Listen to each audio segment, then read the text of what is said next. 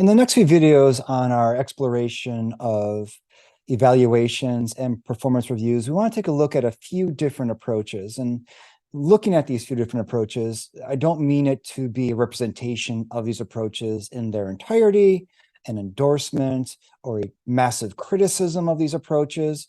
More, I want to just take a look at them, look at what their elements are, see what features or characteristics of these programs are useful that we can pull from, and also look at some general criticisms that might make us wary of implementing them. And again, it's not meant to be a complete and total overview. It's just meant to be a high-level review to give us some understanding of how they operate and how they work.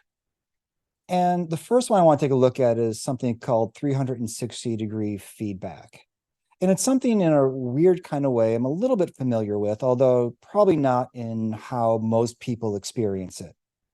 As professors, we are in the evaluation business. We are constantly evaluating students in terms of their mastery of topics as well as their ability to follow instructions. And while quite honestly, it might not be the most enjoyable part of the job, and it's not, it is still part of the job. And typically we have to do it. It's just part of what it is we do. But evaluation in higher education isn't just a one-way street when it comes to the professor and the student relationship. In fact, it also is typical for students to be provided a chance to evaluate professors. For instance, at my school, we call these evaluation procedures sets or student evaluations of teaching. And this typically happens at the end of the semester. It involves a combination of quantitative, Likert style questions, like on a scale of 1 to 5, on a scale of 1 to 6, as well as some open-ended qualitative questions or prompts regarding what the students' experiences were in the classroom. And it might seem odd to have students evaluating professors, because we typically think of that relationship as professors evaluating students. But it can be really important to give students a chance to do some evaluating of the work of professors. How are we doing? What did the students enjoy? Were we being attentive? Were we being responsive? Did the students feel like they learned something? And while the reliability of these kinds of reviews are questionable, especially when we take a look at, is the professor female? Is the professor a person of color? There's all kinds of things. What topic was being taught? Overall, it's really good to give students a chance to give their point of view, to evaluate the job that we were doing throughout the semester. And this idea of evaluating up, not just evaluating down, is similar to what happens in 360-degree feedback, which allows for superiors, coworkers, customers, and others to evaluate you, the employee, the worker, as well as to evaluate each other. So when we think about 360-degree, it's all around. And it's the ability for everybody in that radius to, or circumference, or diameter, not quite sure, never was good at geometry, in the sphere of your work to give you feedback as well. One of the reasons for this approach is that it's meant to improve communication and feedback among teams, among team members. As teams discuss the outcomes of the feedback, it's hoped that trust is improved by open and honest communication, by fair evaluation, by being frank with what it is that you see as what people need to improve, as well as what they're doing well already. Another hope for outcome of 360-degree feedback is to have an examination of organizational goals, employee activities, the current evaluation frameworks, and whether these things are aligned. One of the biggest problems in organizations, and especially in organizational evaluation, is that things just aren't aligned. A lot of organizations suffer from misalignment. And when performance metrics are misaligned with organizational goals, there can be a lot of problems because you're asking people to do certain things based on how you're measuring them, but then you're saying you're expecting certain outcomes based on the organizational goals. And if those two things aren't aligned, it can create a lot of frustration. There's a really great book that I enjoyed reading called The Power of Alignment by authors George Leibovitz and Victor Rosnansky, in which they talk about how measurement is the key to organizational culture. And I should mention, I had a chance to talk with Victor Rosnansky a number of times about his book and his second book, Rapid Realignment, and the philosophy and the approach that they used. And in talking with him, it was deceptively simple in terms of their approach, but very powerful in terms of uncovering the misalignments that are plaguing organizations. And regarding this, they state the following: measures shape behavior, and behavior creates culture. Every organization has a culture, and that culture, for better or worse, is largely determined by what its leaders have chosen to measure and to reinforce with incentives. This is why the choice of measurement is so important. Measures eventually determine the behavior of personnel and the culture of the organization. Taking this point of view that we have to not just examine our work, but examine the evaluation metrics we're using, allows for a refreshed view of metrics and the evaluation procedures overall. And this is something we always have to be conscious of. Do the metrics make sense? And are the procedures we're using helpful in terms of improving outcomes?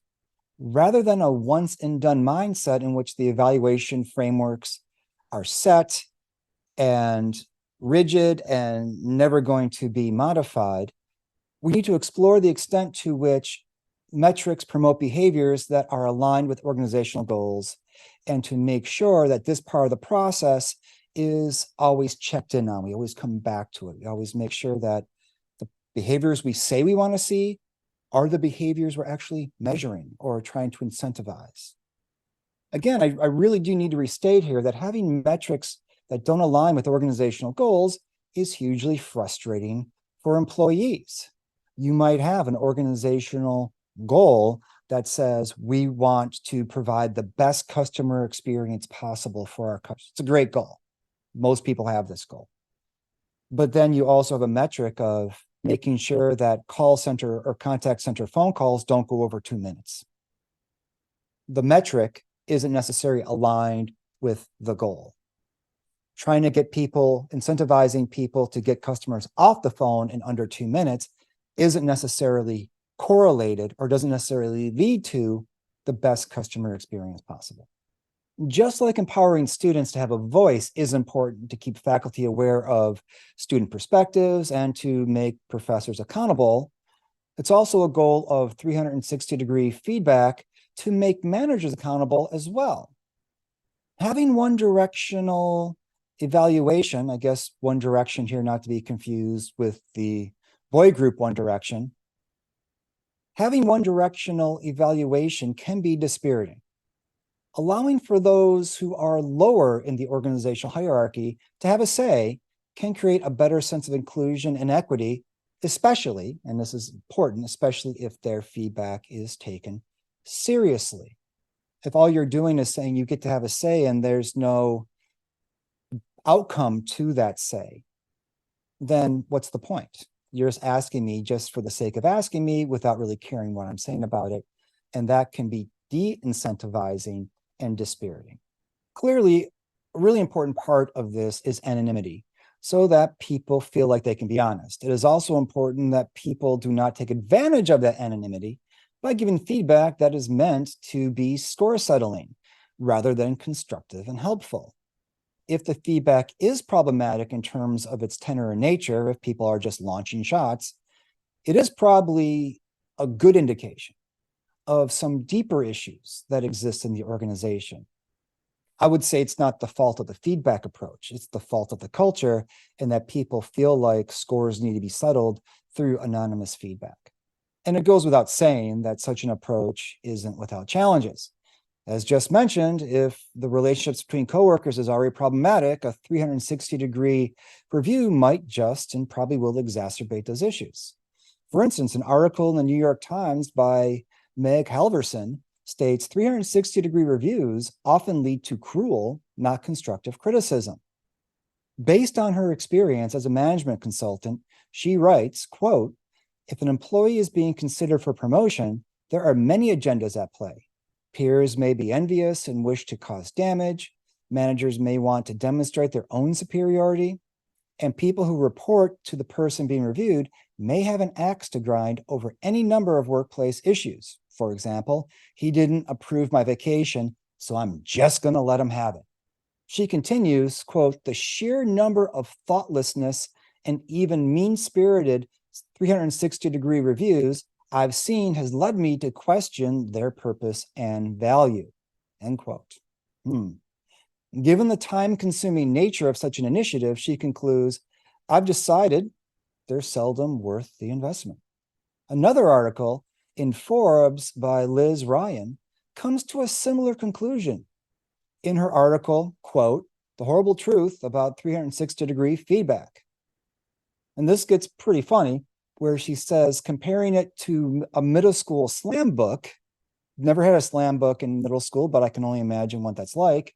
She states, quote, 360-degree feedback offers weak people the perfect opportunity to take pot shots at their colleagues, sends the false message that mechanized, inhuman batches of disconnected quote unquote feedback are just as good as human contextual supportive coaching, but every living being knows that isn't true. A bigger issue being raised in the article is the method of gathering feedback through surveys and forms. People in organizations can be surveyed to death, not literally to death, but it can feel like death every time you get a new survey popping up in your email inbox. While we might not die from being surveyed, we can have a lot of detachment and despair over another survey to complete. Surveys can be really easy to send out, especially when there's so many pre-made packaged survey solutions. All you have to do is just press send and voila, instant survey. But the volume of survey and the fact that people don't see them as worth their time because they don't see what they lead to means that the more surveys you send, the more disconnected people can become. People generally don't have much faith in these surveys, that they're going to be treated with any kind of seriousness, that these surveys are going to meaningfully capture what people are thinking, and that the results are going to contribute anything to make the organization and the workplace better. Or, in the words of a Harvard Business Review article, quote, 360-degree surveys are at best a waste of everyone's time and at worst, actively damaging to both the individual and the organization. Looking at it from the outside, I would have to say the biggest issue here is trust, relationships, and openness. To this point, the author concludes, your first step as a human workplace leader is to remove the barrier to trust that are keeping your employees eyeing one another suspiciously instead of supporting one another. In looking at all the negative evaluations of 360-degree reviews, it would seem that the biggest issues here are trust, the nature of the relationships that people have, the quality of communication, and the sense of openness that they are able to express themselves in. To this point, going back to Liz Ryan, she writes, your first step as a human workplace leader is to remove the barrier to trust that are keeping your employees eyeing one another suspiciously instead of supporting one another. So is it really about 360-degree reviews, or is it more about the underlying issues that already exist in your organization? If there's already issues, then the 360-degree review might just surface what those issues are in the form of feedback and commentary in the surveys that you send out. To drive this point home even further, Dr. Darren Stevens writes on LinkedIn, 5 reasons why 360-degree feedback is meaningless. In summary, he writes, they pit employees against each other, they take far too long to complete, the issue of confidentiality, the innate lack of objectivity, employees are asked to change too much at once, and data from 360-degree feedback is unreliable. Now, for those keeping score at home, that's 6 reasons and not 5, but who's counting? One interesting element that he adds is that people often don't know each other's jobs and their responsibilities, or they don't know the challenges and issues that people face in doing their work. that loss of contextual understanding results in evaluations that are not based in real-world lived experiences, but rooted more in people's expectations and perspectives. And one might even say uninformed perspectives if they don't know the world that other workers are living in and the issues they're facing in doing their work. And not knowing these things can lead to a great disadvantage in being able to evaluate whether one's doing a good job or not. If you want to find more issues with 360-degree feedback, it's easy enough to go online, do an internet search, and you're going to find a lot of them. There's more than I can count, probably more than 360. So there's a lot of expression of reservations regarding doing 360-degree reviews. But despite these reservations, the larger beneficial elements include the desire to level organizational structures, to allow people to evaluate up as well as down, to critically examine the alignments of metrics with the mission, to examine the broader enterprise ecosystem to see how things are interconnected, and to get people together to discuss the outcomes of these efforts. And those are all things that are or can be beneficial aspects of this evaluation framework. If a culture is toxic and there is a lack of trust, every evaluation approach is going to have its problems. Additionally, any approach can fall apart given the tools that are used to deploy it. If all you're doing is surveying, are you getting the best information? Should you be using other approaches to gather data as well? The answer would be yes, you should. The outcome of any failure and success of any evaluation effort might not be with the approach itself, but with problems with the underlying foundation of organizational culture. So when looking at 360-degree feedback as an evaluation framework, it's important to consider what is beneficial that could be taken from the approach and how you can creatively integrate these beneficial aspects into your evaluation efforts. Thanks.